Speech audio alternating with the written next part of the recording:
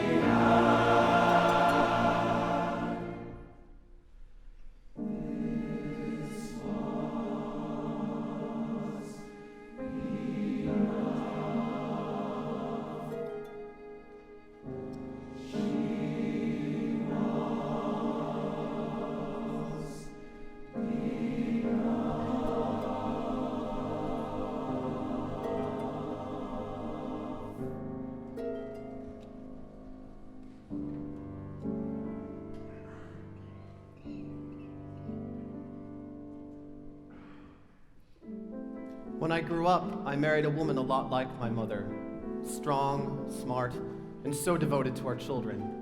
Early on Christmas morning, they came bounding down the stairs. They couldn't wait to start piling up their gifts in front of them and then tearing into the wrapping paper. I loved watching them do this while the house was filled with the same smells of the holiday treats I remembered so well. My son, who was now 7, tentatively came over to me and pulled out a picture of what he hoped would be under the tree. It wasn't the fire truck I had bought him. It was Barbie. Without warning, I lashed out at him. I told him he would never be a man if he played with dolls. As I watched my son slipping away from me, my mother, now a grandmother, disappeared from the room and returned with a long tapered box with a bow we knew could only hold one thing.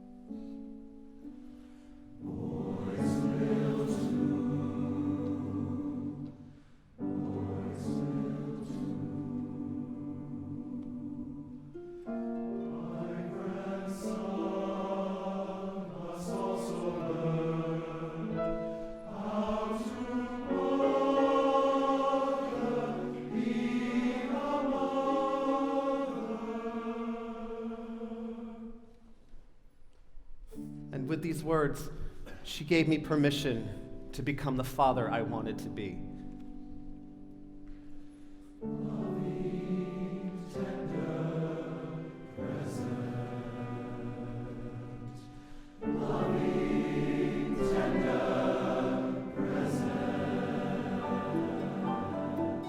Put my son on my lap, kiss his head, and help him unwrap his gift, my gift.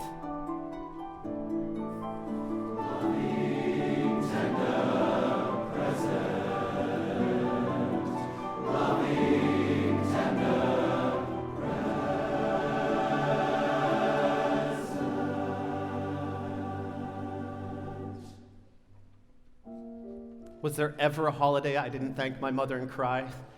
Today, New Year's Day, was no different. There was so much to be thankful for. On this day, I held her hand as we watched my son, her grandson, marry the man he chose, standing together with the beautiful daughter they had adopted a few years earlier, making my mama a great grandmother.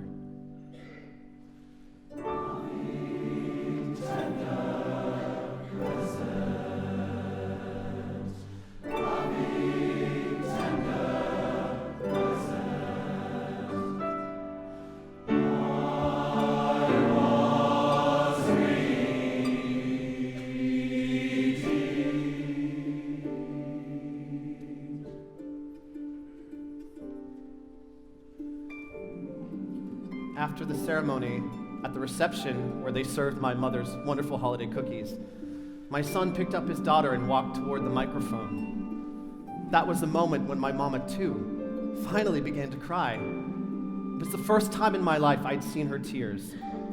The first time she gave me the gift of her precious vulnerability. When she squeezed my hand, I wrapped my arms around her shoulders and held her close. We give thanks for all. We give thanks.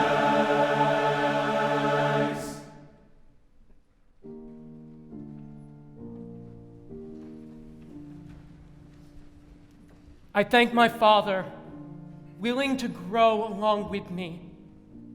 I thank my Father, willing to face his fears. He became the father I longed for. I thank my mother, who willed me into this life and walked with me along its path.